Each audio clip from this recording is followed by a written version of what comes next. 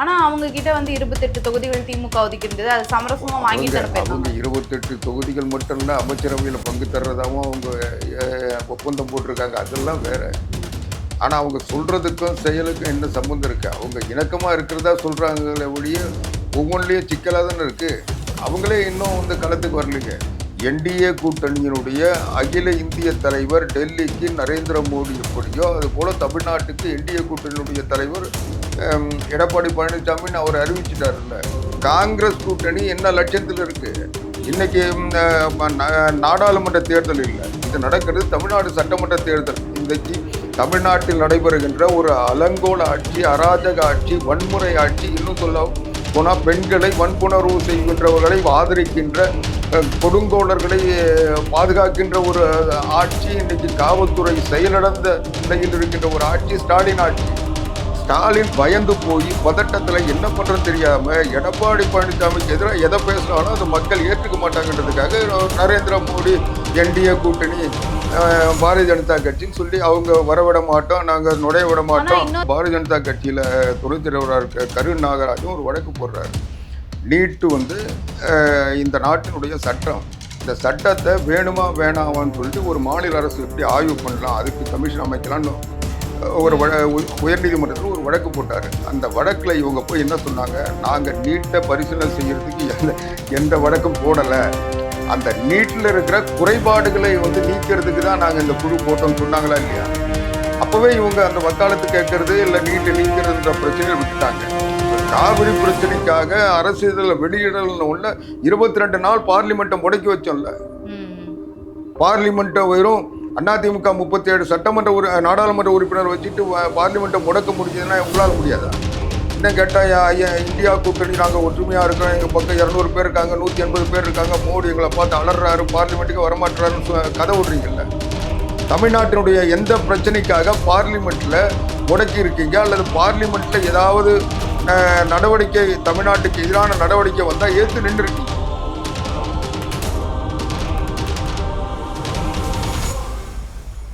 நிம்மதி property management. Contact 7667008999. நலம் தரும் நல்லார் சித்த மருத்துவமனை.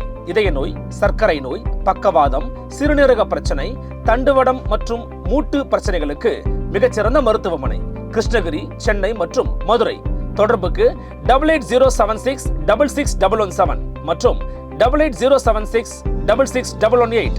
ஃபோர்த் ஸ்டேட் தமிழ் நேயர்களுக்கு வணக்கம். இன்றைய நேர்காணலில் நம்மோடு இணைந்திருக்கிறார் அதிமுகவை சேர்ந்த ஆவடிக்குமார் அவர்கள். வணக்கம். வணக்கம் சரி, இப்போ தேர்தல் களம் பரபரப்பாக போயிட்டு இருக்கு.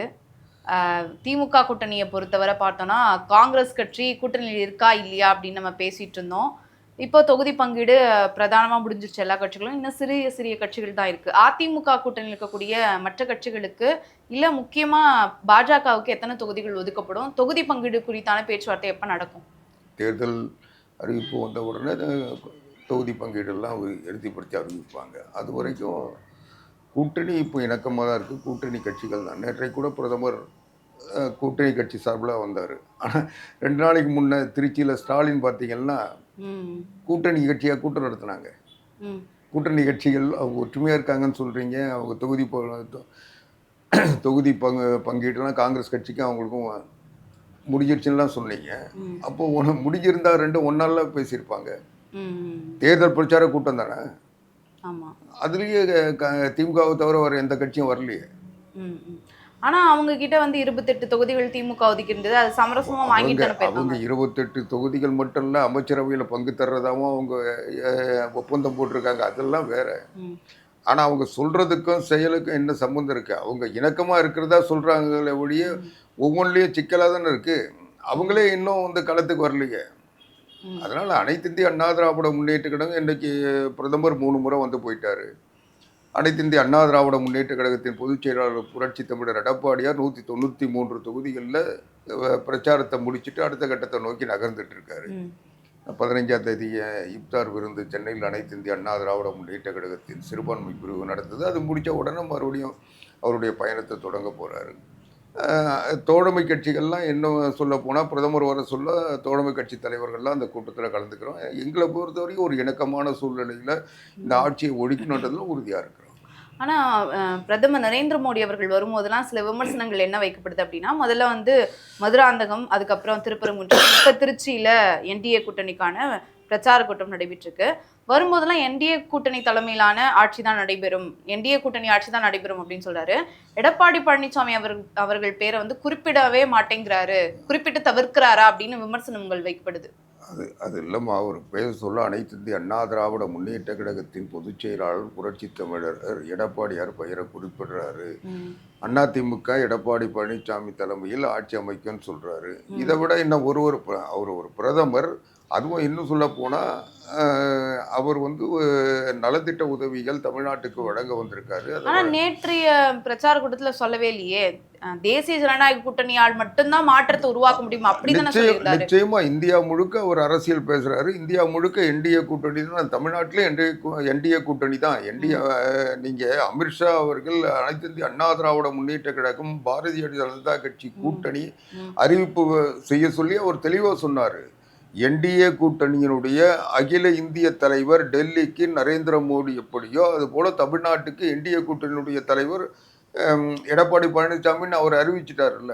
அப்போ என்டிஏ கூட்டணியில அறிவிச்சிருந்தாலும் இவங்க ஒவ்வொரு முறையும் தமிழ்நாட்டுக்கு வருகை தரும்போது பெயரை வந்து குறிப்பிட மாட்டாங்கல்ல, வேண்டும் என்றே தவிர்க்கிறாங்க.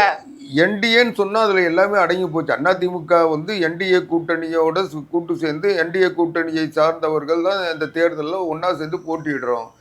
ஆட்சி அமைக்கிறது அதிமுகவினுடைய ஆட்சி.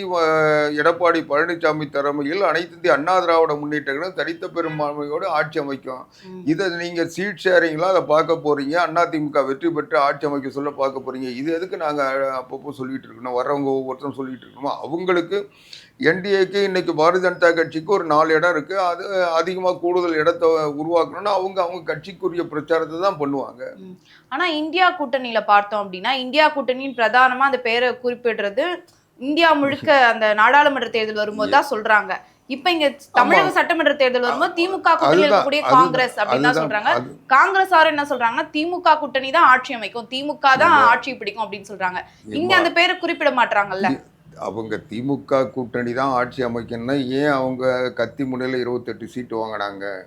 அவங்க வந்து இன்னைக்கு கூட திமுகவுக்கு அப்படியே ஆட்சிக்கு வரணும்னா கூட காங்கிரஸ் துணை இல்லாமல் ஆட்சிக்கு வர முடியாது. இந்த முறை காங்கிரஸோடு சேர்ந்து தான் கூட்டணி அமைச்சருக்கு தான் அங்கே ஒத்துப்போன்னு சொல்லி அவங்க அக்ரிமெண்ட்ல பேசியிருக்கிறத ஆட்சி வர சொல்ல பார்த்துக்கலாம்னு சொல்லிட்டு இருக்காங்க. அதனால கடைசியில் போய் மல்லிகார்ஜுன காலில் விழுந்து இந்திரா காந்தி, சோனியா காந்தி இதனுடைய ஆதரவோட சிதம்பரத்துக்கு நிறைய அப்பத்தை பங்கு போட சொல்ல ஒரு சீட்டை கொடுக்குற மாதிரி அவருக்கு 2 வருஷம் கழிச்சு ஒரு ராஜ்யசபா சீட்டை கொடுத்து இந்த ஒப்பந்தம் போட்டிருக்காங்க. அதனால அந்த ஆட்சி முதல்ல அவங்க ஆட்சிக்கு வர்றதுக்கான வாய்ப்பு இல்லை. அது அவங்களுக்கு நல்லா தெரியுது. எப்படியாவது அப்படி வந்தா கூட காங்கிரஸுக்கு ஆட்சி அமைச்சரவையில் பங்கு தந்தாலொழிய ஆட்சி அமைக்க முடியாதுன்னு காங்கிரஸ் நம்புது. அதனால காங்கிரஸ் அதுக்கான பேரத்தை பேசிட்டு இருக்காங்க. எங்களுக்கு அது இல்லை பிரச்சனை. இன்னைக்கு காங்கிரஸ் இணக்கமாக இருந்தால் ஏன் திருச்சியில் நடந்த முதலமைச்சர் பக்கத்தில் காங்கிரஸ் கட்சியை உட்கார வைக்கல? தேர்தல் கூட்டணி தானே, தேர்தல் பிரச்சார கூட்டம் தானே, தேர்தல் பணியை தானே தொடங்குறீங்க. அப்போ காங்கிரஸ்காரங்களாம் வேலை செய்ய வேணாவா? அப்படி பார்த்தோம் அப்படின்னா அமமுக பொதுச் செயலாளர் டிடிவி தினகரன் கடைசி நொடி வரை எடப்பாடி பழனிசாமி அவர்களை விமர்சனம் பண்ணிட்டு இருந்தாரு. இப்ப கூட்டணியில இருக்கிறாரு. அப்ப அவங்களுக்குள்ளேயும் ஜெல் ஆகல அப்படின்னு தானே சொல்ல முடியும். விமர்சனம் பண்ணாரோ என்ன பண்ணாரோ, அதிமுக கூட்டணியில சேர்ந்து எடப்பாடி பழனிசாமி தலைமையை ஏத்துக்கிட்டு இந்த கூட்டணியில இருக்குன்னு சொல்லிட்டாரா இல்லையா? அவரை போய் பார்த்து பேசிட்டாரா இல்லையா? இவர் அவரோட பேசுறாரா இல்லையா? இன்னைக்கு இணக்கமா இருக்கிறோமா இல்லையா? நேற்றைக்கு சண்டை போட்டோம் வைகோவோட வந்து ஸ்டாலினை ஒருத்தர் விமர்சனம் பண்ணியிருப்பாங்களா? அதனால இதையெல்லாம் நீங்க வந்து அதிமுக கிட்ட மட்டும்தான் பாக்குறீங்க. நான் கேட்கறது, இன்னைக்கு அனைத்து இந்திய அண்ணா திராவிட முன்னேற்ற கழகம் பாரதிய ஜனதா கட்சி கூட்டணி பத்தி பேசுறீங்களே, காங்கிரஸ் கூட்டணி என்ன லட்சத்தில் இருக்கு? இன்னைக்கு நாடாளுமன்ற தேர்தல் இல்லை, இது நடக்கிறது தமிழ்நாடு சட்டமன்ற தேர்தல். இன்றைக்கு தமிழ்நாட்டில் நடைபெறுகின்ற ஒரு அலங்கோல ஆட்சி, அராஜக ஆட்சி, வன்முறை ஆட்சி, இன்னும் சொல்ல போனால் பெண்களை வன்புணர்வு செய்கின்றவர்களை ஆதரிக்கின்ற, கொடுங்கோளர்களை பாதுகாக்கின்ற ஒரு ஆட்சி, இன்னைக்கு காவல்துறை செயலிழந்த நிலையில் இருக்கின்ற ஒரு ஆட்சி ஸ்டாலின் ஆட்சி. இந்த ஆட்சியை ஒழிக்கணும்னு மக்கள் திரண்டு இருக்கிறாங்க. இந்த ஆட்சிக்கு எதிராக இன்னைக்கு மக்கள் ஒரு மாற்றத்தை விரும்புகிறாங்க. அந்த மாற்றத்தை அனைத்து இந்திய அண்ணா திராவிட முன்னேற்ற கழகம் தரும் என்று நம்புகிறாங்க. இந்த கூட்டணி அதை செய்யும்னு வந்து இன்னைக்கு தொண்டர்கள் உழைச்சிக்கிட்டு இருக்கோம். இன்னைக்கு அனைத்து இந்திய அண்ணா திராவிட முன்னேற்ற கழகம் வெற்றியை நோக்கி பயணித்து கொண்டிருக்கிறது. இவங்க இந்த ஆட்சிக்கு எதிராக கடந்த 4 ஆண்டுகள் புரட்சி தமிழர் எடப்பாடியார் ஆட்சியும் இந்த ஸ்டாலின் ஆட்சியும் ஒப்பிட்டு பேசி மக்கள் அந்த ஆட்சியில் எவ்வளோ நிம்மதியாக இருந்தாங்க, எவ்வளோ பிரச்சனைகள் இல்லாமல் இருந்தது, எவ்வளோ வந்து விலைவாசிகள் கட்டுப்பாட்டில் இருந்தது, மக்களுடைய தேவைகளுக்குரிய திட்டங்கள் செயல்பாட்டில் இருந்ததுன்னு அவங்க ஒப்பிட்டு பார்க்க சொல்ல எடப்பாடி பழனிசாமி தான் சிறந்த முதலமைச்சர்னு மக்கள் நினைக்கிறாங்க. இன்னைக்கு கிராம பகுதிகளில் இன்னைக்கு எங்களுக்கு எதிரான கருத்து கணிப்புகள் கூட முழுமையாக எடப்பாடி பழனிசாமியை விரும்புகிறாங்க. கிராமப்புற மக்கள் இன்னும் சொல்லப்போனால் குறிப்பாக விவசாயிகள் எடப்பாடி பழனிசாமியினுடைய ஆட்சி சிறந்த ஆட்சி, அவர் மறுபடியும் முதலமைச்சராக வரணும்னு சொல்லி அவரை ஏற்றுக்கிறாங்க. ஒரு சாதாரண ஒரு விவசாய குடும்பத்தில் பிறந்த ஒருத்தர் இந்த நாட்டில் முதலமைச்சராக வர முடியும்னா அது எடப்பாடி பழனிசாமி. அது மக்களுக்கான இந்த ஜனநாயகத்துக்கான அதிகாரத்தை அவர் தான் வந்து பயன்படுத்த முடியும்னு சொல்லி மக்கள் நம்புகிறாங்க. இன்றைக்கி ஒவ்வொரு வீட்லேயும் எடப்பாடி பழனிசாமியும் ஒரு விவசாயியாக ஒரு சாதாரண மனிதராக பார்க்குறாங்க. இன்றைக்கி விவசாயிகள் பெரும்பகுதி வாழ்கின்ற கிராமப்புற பகுதிகளெலாம் இன்றைக்கி எடப்பாடி பழனிசாமி பின்னால் நிற்குதுன்னா அவர் உண்மையான விவசாயி. இன்றைக்கி விவசாயத்தை பற்றி விவசாய நிலத்தில் கார்பெட் போட்டு அது மேலே ஷூ போட்டு நடந்து போகிறவங்களெல்லாம் இந்த ஆட்சியில் பார்த்துட்டாங்க. அதனால் எந்த நிலையிலும் இவங்க வந்து எடப்பாடி பழனிசாமியினுடைய எழுச்சியை இவங்களால் தடுக்க முடியல. இன்றைக்கி எழுச்சி பயணம் தமிழ்நாடு முழுவதும் 193 இடத்துல இன்றைக்கி முடிச்சிருக்காருன்னா அதை வந்து எதிர்கொள்ள முடியாமல் ஸ்டாலின் பயந்து போய் பதட்டத்தில் என்ன பண்ணுறதுன்னு தெரியாமல் எடப்பாடி பழனிசாமிக்கு எதிராக எதை பேசுகிறாலும் அது மக்கள் ஏற்றுக்க மாட்டாங்கன்றதுக்காக நரேந்திர மோடி என்டிஏ கூட்டணி பாரதிய ஜனதா கட்சின்னு சொல்லி அவங்க வரவிட மாட்டோம், நாங்கள் நுழைய விட மாட்டோம். இன்னொரு பக்கம் இப்ப பீகார் மாநிலத்தை பார்த்தோம் அப்படின்னா பீகார் மாநிலத்துல சட்டமன்ற தேர்தல் நவம்பர் மாதம் தான் நடைபெற்றது. சொல்லிடுறாங்க ஐயா, சொல்லிடுறேன். முதல்வர் நிதிஷ்குமார் அவர்கள் பதவியேற்று 3 மாத காலம் தான் ஆகுது. அதற்குள்ள தன்னுடைய பதவியை நிதிஷ்குமார் அவர்கள் ராஜினாமா செய்ய போகுதா அப்படின்னு சொல்லப்படுது. இதற்கு உள்ளடி வேலை பார்த்தது வந்து பாஜக தான். நாங்க முன்னாடியே சொல்லியிருந்தோம் என்டிஏ வந்து கூட்டணி வந்து நிலைக்காது, நிதிஷ்குமார் அவர்கள் முதலமைச்சராக பதவி ஏற்க விடாது, அப்படியே ஏற்றாலும் குறுகிய காலம் தான் இருப்பாரு அப்படின்னு தேசிய அதாவது காங்கிரஸ் கட்சி வந்து சொல்லியிருந்தது அப்படின்னு விமர்சனம் வைக்கப்படுது. காங்கிரஸ் கட்சி என்ன லட்சணத்தில் அந்த மாநிலத்தில் இருந்ததுன்னு தெரியும். எல்லா இடங்களும் டெபாசிட் இருந்து இன்னைக்கு ஒரு கேவலமான ஒரு தோல்வியை சந்திச்ச காங்கிரஸ் கட்சி அதுகிட்ட இருந்து வேற என்ன எதிர்பார்க்க முடியும்? ஆனா அதேதான் இங்க தமிழ்நாட்டிலும் நடக்கும். நீங்க அவங்க எடப்பாடி பழனிசாமி அவர்களுக்கு நான் சொல்லி முடிச்சிடுறேமா, நிதிஷ்குமார் பெரும்பான்மை பெறல. பாரதிய ஜனதா கட்சி தான் அதிகமான இடங்கள்ல வெற்றி பெற்றது. ஆனாலும் நிதிஷ்குமார் முதலமைச்சரா இப்போ இல்லை, இதுக்கு முன்னாலே ஆக்கினாங்க, இப்பவும் ஆக்கியிருக்காங்க. இன்னைக்கு கூட நிதிஷ்குமாரை வந்து பாரதிய ஜனதா கட்சி வெளியேற்றுன்னு சொல்றதுக்கு எந்த ஆவணமும் நமக்கு கிடையாது. இவங்க சும்மா கற்பனையா சொல்றாங்களே ஒழிய அவர் தன்னுடைய மகனை துணை முதலமைச்சர் ஆக்க போறாரு இல்ல அடுத்த நிலையில கொண்டு வர யாருக்காகவும் தன்னுடைய முதல்வர் பதவி விட்டு கொடுத்ததே இல்ல நிதிஷ்குமார் அவர்கள். அவருடைய அரசியல் பயணத்தை பார்த்தா தெரியும், கூட்டணி மாறி மாறி தன்னுடைய முதல்வர் பதவியை மட்டும் வச்சுட்டாரு. அப்படிப்பட்டவர் எப்படி வந்து அவர் எப்படி விட்டாருன்னு அவர்கிட்ட தான் கேட்கணும், என்கிட்ட நீங்க கேட்கறதுல அர்த்தமே இல்லை. நான் சொல்ல வர்றது நிதிஷ்குமார் அவர் வயதின் காரணமாக அல்லது வேற ஏதோ சூழ்நிலை அவர் தேசிய அரசியலுக்கு போக விரும்பி அவர் வந்து அதை வந்து தர்றார். ரெண்டாவது அவருக்கு பெரும்பான்மை இல்லாமல் பாரதிய ஜனதா கட்சி பெரும்பான்மை இருக்க சொல்ல நம்ம 2ஆம் நிலையில இருந்துக்கிட்டு நம்ம ஆட்சியில் தொடர்றது அவருக்கு விருப்பம் இல்லாமல் இருக்கலாம். அவர் ஒரு சோசியலிஸ்ட், அவருடைய மனநிலை என்னன்றதை நம்ம எப்படி முடிவு பண்ண முடியும்? ரெண்டாவது அவருடைய கட்சிக்கு அடுத்த நிலையில் ஒரு வழிகாட்டுதல் வேணுன்றதுக்காக அடுத்த தலைமையை உருவாக்கலாம், அல்லது அவர் இருக்க சொல்லி அவருடைய மகனுக்கு பயிற்சி தரணும் நினைச்சிருக்கலாம். எத்தனையோ காரணங்கள் இருக்கு. இதையே வந்து நீங்கள் பீகாரில் செஞ்சாங்கன்னா பீகாரில் வந்து அதிமுக இங்கே வந்து குறுகிய இடத்துல வெற்றி பெற்று பாரதிய ஜனதா கட்சி அதிகமான இடத்துல வெற்றி பெற்றுனா நீங்கள் சொல்கிற அந்த கால்குலேஷன் சரியாக வரும். இங்கே தான் அனைத்து இந்திய அண்ணா திராவிட முன்னேற்ற கழகம் பெரிய கட்சி அதிகமான இடங்களில் போட்டியிட போது பாரதிய ஜனதா கட்சி அந்த அளவுக்கு அதிகமான இடங்கள் கூட போட்டியிடக்கூடிய சூழ்நிலை கூட இப்போ இல்லையா? எதுக்கு அதை அதிமுக பாஜகவுக்கு குறுகிய இடங்கள் தான் வந்து ஒதுக்குமா? இல்லைம்மா, பாரதிய ஜனதா கட்சி அவங்களுடைய நிலையை அவங்களுக்கு தெரியும். அது போல கூட்டணியில் இருக்கின்ற ஒவ்வொரு கட்சிக்கும் தெரியும். அது பாட்டாளி மக்கள் கட்சியாக இருந்தாலும் தமிழ் மாநில காங்கிரஸாக இருந்தாலும் அவங்களுக்கு என்ன அவங்களுடைய நிலைமையோ அதுக்கு தக்கவாறு அவங்க இடம் கேட்பாங்க. அவங்களுக்கு உரிய இடத்தை அதிமுக தரும். ஆனா இப்ப இந்த தேர்தலை பொறுத்தவரை அதிமுகவினுடைய முயற்சினால பாமக கட்சி மட்டும்தான் என்டிஏ கூட்டணிக்குள்ள வந்தது. மற்ற கட்சிகள் இப்ப ஜான் பாண்டியனாக இருக்கட்டும், இல்ல ஏசி சண்முகமாக இருக்கட்டும், பாரிவேந்தர் அவர்களாக இருக்கட்டும், இவங்க எல்லாரையும் ஒருங்கிணைத்தது பாஜக தான். அவங்க முயற்சியால தான் வந்தாங்க. கடைசி நொடியில டிடிவி தினகரன் அவர்கள் என்டிஏ கூட்டணிக்குள்ள எப்படியோ கொண்டு வந்துட்டாங்க. அப்ப பாஜக வந்து நாங்க இவ்வளவு சம்பவம் செஞ்சிருக்கோம், இவ்வளவு முயற்சி பண்ணி எல்லாரையும் சேர்த்திருக்கோம், ஒன்றிணைச்சிருக்கோம், எங்களுக்கு அதிக தொகுதிகள் வேணும் அப்படின்னு அவங்க நிலைப்பாடு அப்படித்தானே இருக்கும். என்டிஏ கூட்டணியில் அவங்க ஏற்கனவே இருந்தாங்க. அவங்க அதில் தொடர்றாங்க. அவங்கள தக்க வச்சு பாரதிய ஜனதா கட்சி அவங்கள அதிமுக கூட்டணியில் சேர்த்துருக்குன்றதெல்லாம் நான் மறுக்கலை. அதுக்குரிய வகையில் பாரதிய ஜனதா கட்சிக்கிட்ட அனைத்து இந்திய அண்ணா திராவிட முன்னேற்ற கழகம் பேசுவாங்க. அதுக்குரிய இடங்களை அவங்களுக்கு தருவாங்க. அதில் எங்களுக்கு எந்த இதுவும் இல்லையே. எங்களுக்கு என்ன, நாங்கள் நேரடியாக பாட்டாளி மக்கள் கட்சி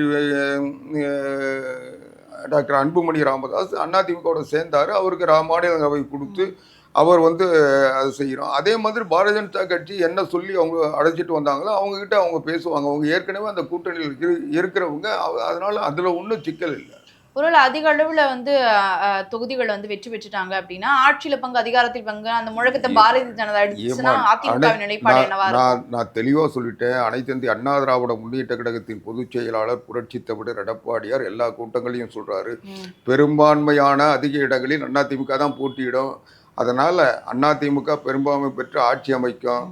எடப்பாடி பழனிசாமி தான் முதலமைச்சர். அதிமுக ஆட்சி தான் எங்களுடைய கொள்கை தலைவர்களாக பேரறிஞர் அண்ணா, புரட்சித் தலைவர் எம்ஜிஆர், புரட்சித் தலைவி அம்மாவினுடைய கொள்கைகள், திட்டங்கள், அவர்கள் கொண்டு வந்த கடந்த காலத்தில் செயல்படுத்திய அந்த திட்டங்கள் வழியாக தான் நாங்கள் ஆட்சி நடத்துவோம். நாங்கள் எந்த நிலையிலும் இன்னொரு கட்சியினுடைய கொள்கையை நாங்கள் ஏற்றுக்க போகிறதில்ல. எங்களுடைய கட்சியை பாரதிய ஜனதா கட்சி ஏற்றுக்க சொல்லி எந்த நிர்பந்தமும் பண்ண மாட்டோம்.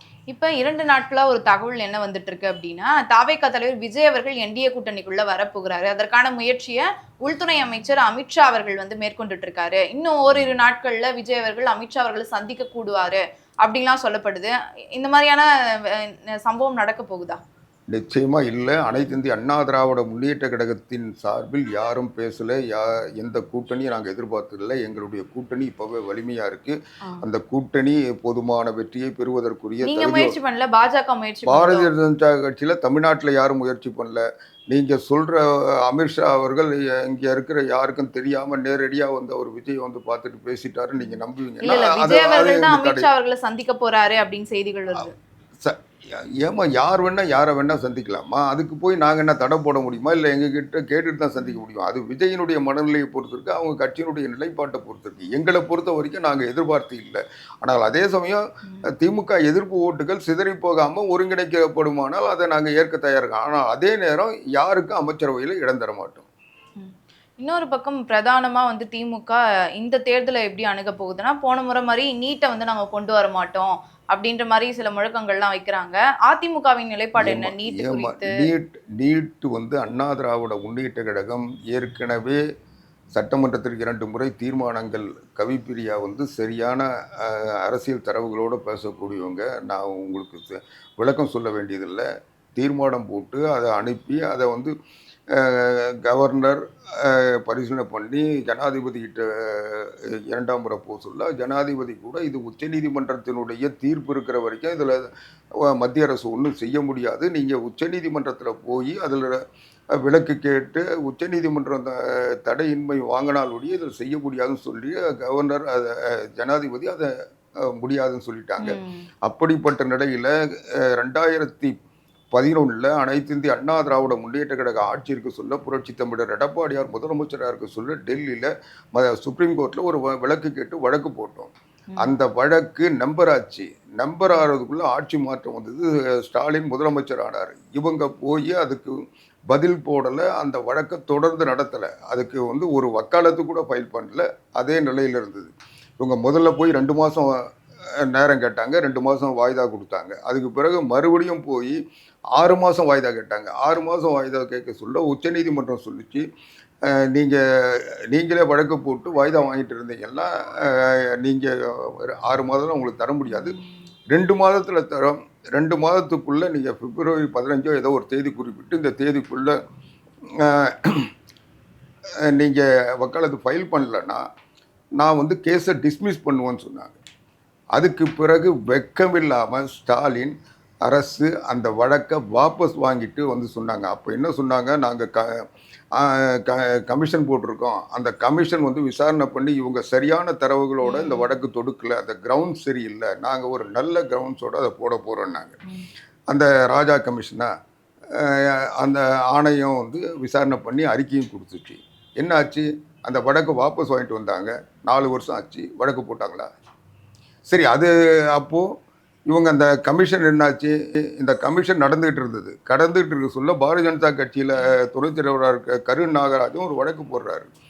நீட்டு வந்து இந்த நாட்டினுடைய சட்டம், இந்த சட்டத்தை வேணுமா வேணாமான்னு சொல்லிட்டு ஒரு மாநில அரசு எப்படி ஆய்வு பண்ணலாம், அதுக்கு கமிஷன் அமைக்கலான்னு ஒரு உயர்நீதிமன்றத்தில் ஒரு வழக்கு போட்டார். அந்த வழக்கில் இவங்க போய் என்ன சொன்னாங்க, நாங்கள் நீட்டை பரிசீலனை செய்யறதுக்கு எந்த வழக்கும் போடலை, அந்த நீட்டில் இருக்கிற குறைபாடுகளை வந்து நீக்கிறதுக்கு தான் நாங்கள் இந்த குழு போட்டோம்னு சொன்னாங்களா இல்லையா?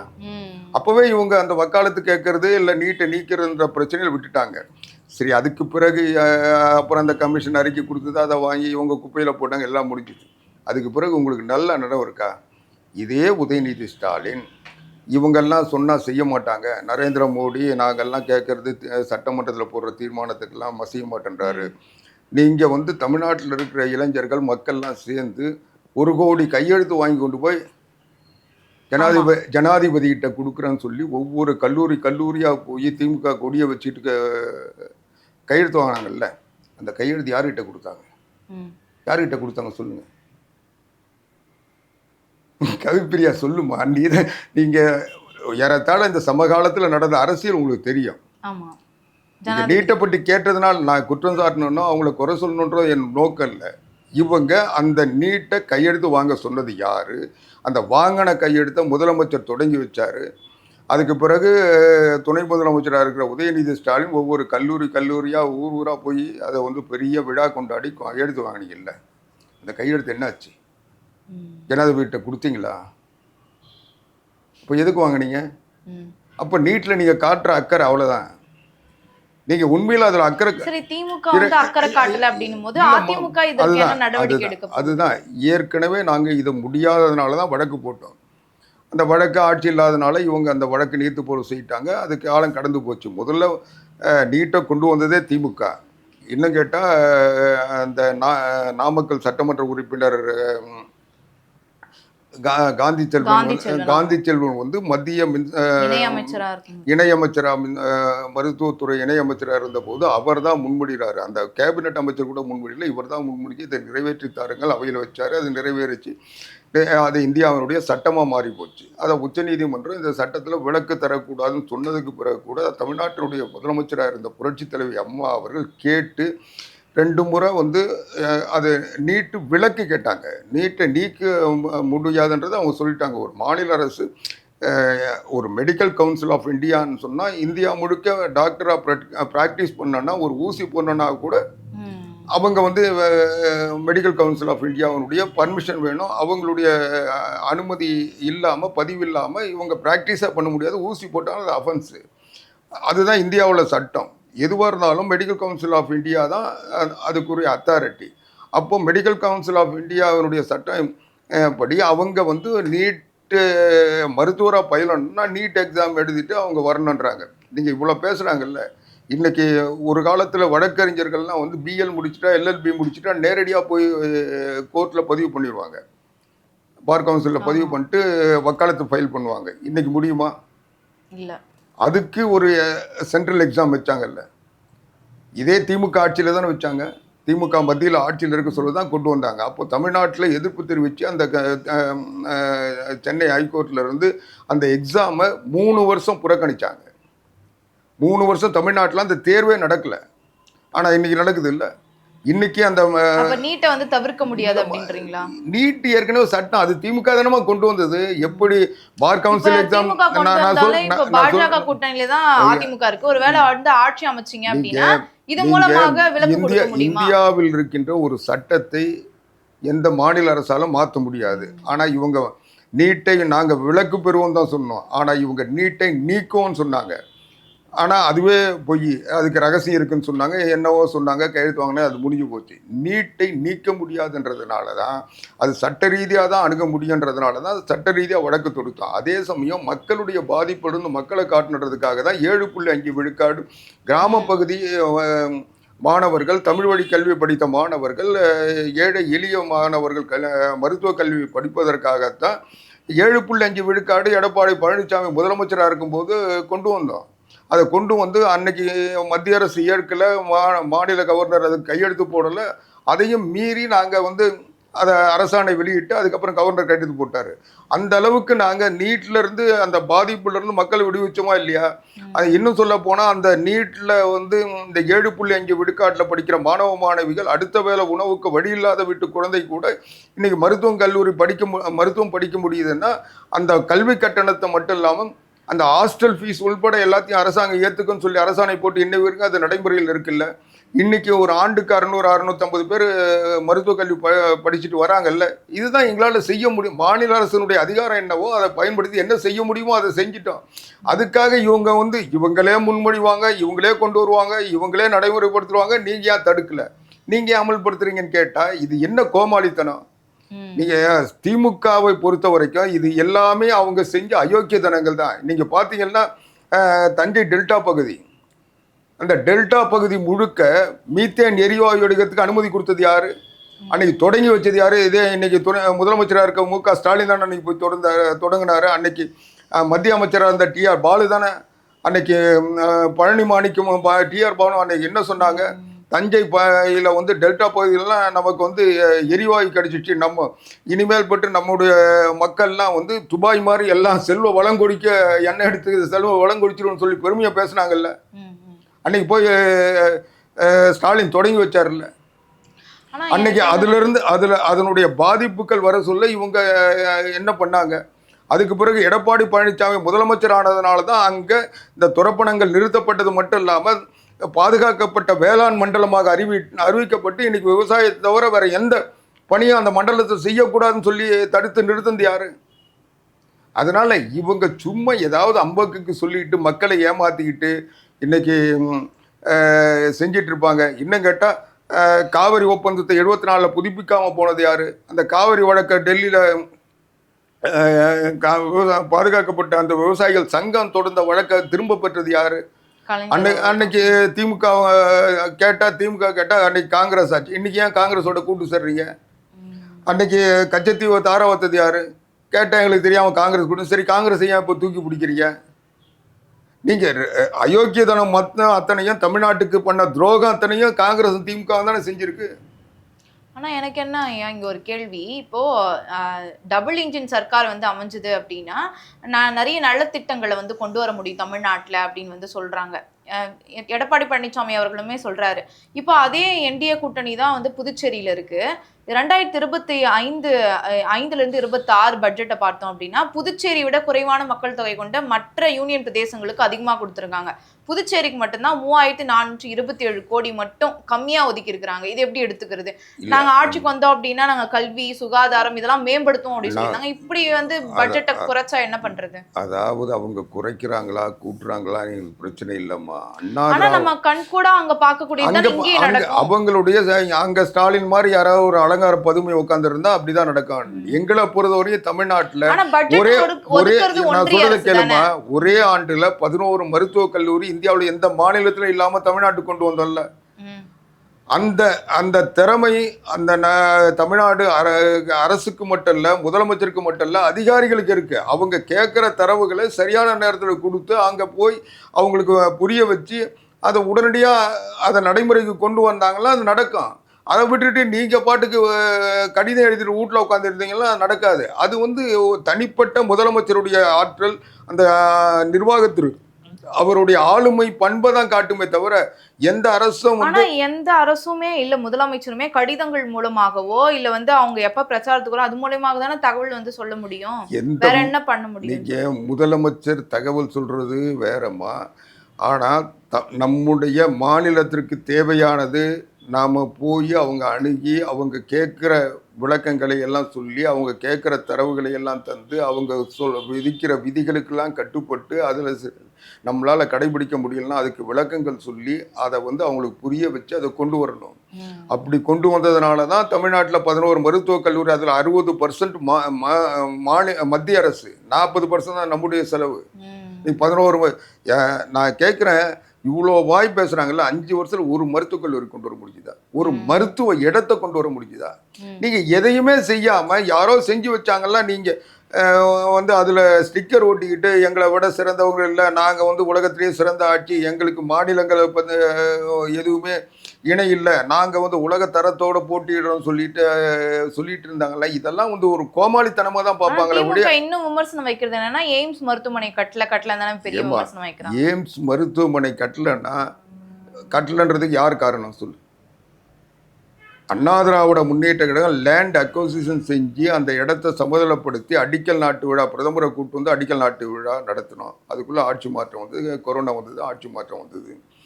இப்போ மருத்துவக் கல்லூரி உடனடியாக அதை நடைமுறை கொண்டு வரணுன்றதுக்காக ராமநாதபுரத்தில் மெடிக்கல் காலேஜில் 50 இடங்கள் ஒதுக்கீடு செஞ்சு அந்த கல்லூரி அது சட்ட ரீதியாக அந்த கல்லூரி பணிகள் தொடங்கிடுச்சின்னு சொல்லி அந்த இடத்துல அங்கே தொடங்கி அங்கே வச்சு வகுப்புகள் நடந்துகிட்டு இருக்கு. நீங்கள் இந்த 4 வருஷத்தில் நீங்கள் 39 நாடாளுமன்ற உறுப்பினர்கள் எங்கள் கூட்டணின்னு சொல்கிறீங்கல்ல, அந்த நாடாளுமன்றத்துக்கு போன அறிவாலயங்கள்லாம் என்ன பண்ணாங்க?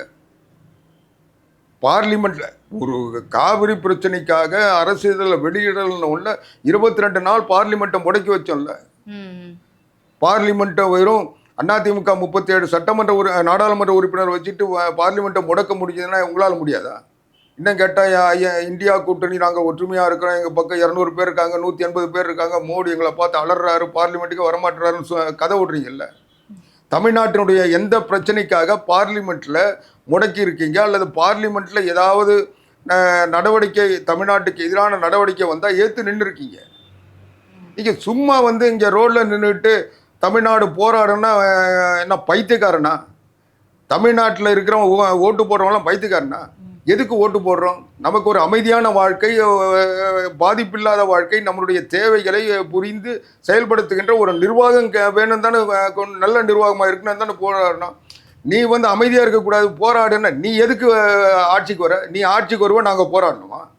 ஓட்டு போடுற மக்கள் போராடணும். இவங்க நாடாளுமன்ற உறுப்பினராக 39 பேர் நாங்கள் தான் உலகத்திலே சிறந்த நாடாளுமன்ற உறுப்பினர் சொல்லுவீங்க, ஆட்சி எங்கள் ஆட்சியை போல உலகத்திலே இல்லைன்னு சொல்லி நீங்கள் டைலாக் அடிச்சுக்கிட்டு தமிழ்நாட்டை போராடுன்னு சொல்கிறதுக்கு ஒரு முதலமைச்சர் தேவையாமா? எதுக்கு தேர்தலே ஒரு போராட்டம். இந்த போராட்டத்தில் வெற்றி பெற்றதுக்கு பிறகு 5 வருஷம் நிம்மதியாக மக்கள் அவங்க வேலையை பார்ப்பாங்க. அவங்க தமிழ்நாடு எதுக்கு போராடணும் அப்படின்னு அவர் சொல்றாருன்னா, இந்தி மொழி திணிப்புக்கு எதிராக தொடர்ச்சியாக தமிழ்நாடு போராடும். இதெல்லாம் வந்து இந்த காலத்துல யாராவது நம்புவாங்களா? இந்த பைத்தியக்காரத்தனமான பேச்செல்லாம் என்ன இந்த நாட்டில் எடுபடும் சொல்லிட்டு ஒரு கோமாளித்தனமான இவங்க கொள்கையை பேசிக்கிட்டு இருக்காங்க. நான் கேட்குறேன், இந்தி எது திணிப்புன்னா இந்தியை போய் அங்கத்தி இப்போ இன்னைக்கு தமிழ்நாட்டுக்கு பிரச்சனை இல்லை. தமிழ்நாட்டில் வந்து ஒவ்வொரு நாளும் பாலியல் துன்புறுத்தல், 7 வயசு குழந்தை, 5 வயசு குழந்தை கூட வெளியே நடக்க முடியல. இன்னைக்கு 80 வயசு பாட்டியை வந்து கற்பழிக்கிறாங்க. 60 பிரச்சனை அப்படி இருந்தாலும் இந்தி வந்து திணிக்கிறது வந்து தமிழ்நாடு எப்படி ஏத்துக்கும்? அதுதானே பிரதானமா திமுக. இந்தியை யார் திணிக்கிறாங்க? எங்க திணிச்சாங்க? ஸ்டாலினுக்கு ராத்திரியில் கனவு காணுங்கன்னு சொல்லுவார், கனவு கண்டு காலைல எழுந்தோம். இவரே மத்திய அமைச்சராக டிஆர் பாலு இருக்க சொல்ல அந்த தேசிய நெடுஞ்சாலைகள்லாம் வந்து இந்தியில் எழுதி வச்சாங்கல்ல. அன்னைக்கு அன்னை தெரிஞ்ச அண்ணா திராவிட முன்னேற்ற கழகம் புரட்சி தலைவி அம்மா குரல் கொடுத்ததுக்கு பிறகு தானே அதை எடுத்தாங்க. உலகத்தில் இந்தி மொழிகளை எவ்வளோ தூரம் இந்தியை வந்து பயன்படுத்துகிறாங்கன்னு சொல்லி ஆய்வு செய்வதற்காக அனுப்பப்பட்ட குழுவில் திமுக நாடாளுமன்ற உறுப்பினர் 2 பேர் போனாங்களா இல்லையா? ஆனா இன்றைக்கு வந்து செய்தி என்ன அப்படின்னா, நவோதயா பள்ளி வந்து தமிழ்நாட்டில் நடத்தணும் அப்படின்றதுக்காக இடஒதுக்கீடு வந்து தமிழ்நாட்டில் கேட்டிருக்காங்க. இதுக்கு எதிராக இருங்க நான் சொல்லி முடிச்சேன். இல்ல நான் சொல்லிடுறேன். நான் நவோதயா பள்ளி பத்தி நான் சொல்றேன். கவிப்பிரியாக கொஞ்சம் பொறுமையா கேட்டுக்கோமா. நவோதயா பள்ளிகள் தமிழ்நாட்டில் இன்னைக்கு இல்லை.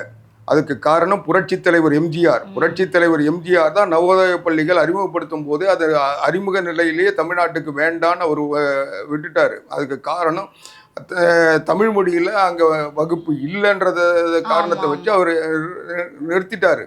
இப்போ என்ன பிரச்சனை? இப்ப வந்து தமிழ்நாடு அரசிடம் வந்து இடம் கேக்குறாங்க. இல்ல நாங்க வந்து தர முடியாது, இருமொழி கொள்கைக்கு எதிராக இருக்கு நவோதயா பள்ளி.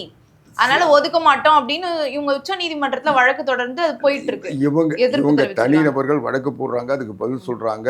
அது இல்லை, இப்போ அது கொள்கை முடிவு எடுத்து அது புரட்சித் தலைவர் எம்ஜிஆர் காலத்துல இல்ல, இருந்து இவங்க ஹிந்தி தமிழ்நாட்டுக்குள்ள நுழைய விட மாட்டோம் அப்படின்னு இப்படி நடவடிக்கைகள் முன்னெடுப்பு நடத்திட்டு இருக்காங்க இல்லையா? நான் இன்னும் சொல்றேன், அவங்கள விட தமிழ் மேல எனக்கு ஆர்வம் உண்டு, தமிழ் பற்று உண்டு, தமிழ் மொழிக்காக தமிழ் இலக்கியத்தை நான் அதிகம் படிச்சிருக்கேன். இன்னும் சொல்ல போனா நான் ஒரு படைப்பாளி.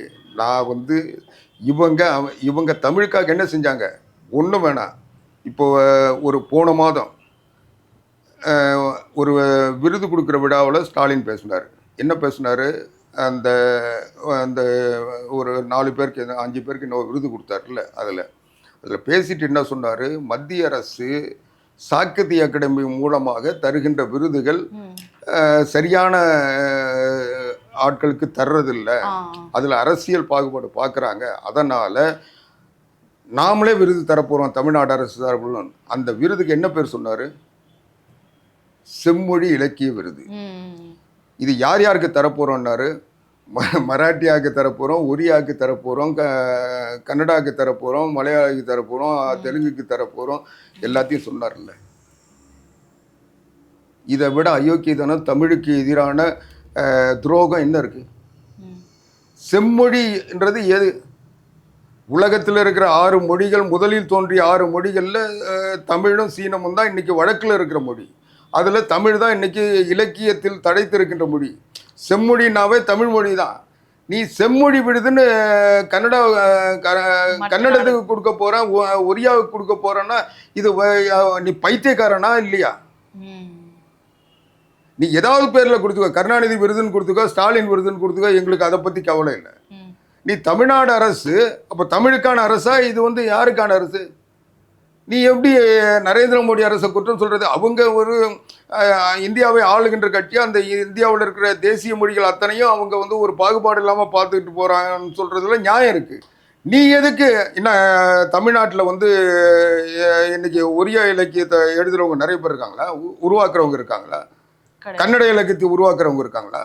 மலையாள இலக்கியத்தை உருவாக்குறவங்க இருக்காங்களா? அம்பக்கு பசங்க அயோக்கியத்தனமாக ஏதாவது பண்ணிட்டு தமிழை பேரை பயன்படுத்திட்டு இருக்காங்க.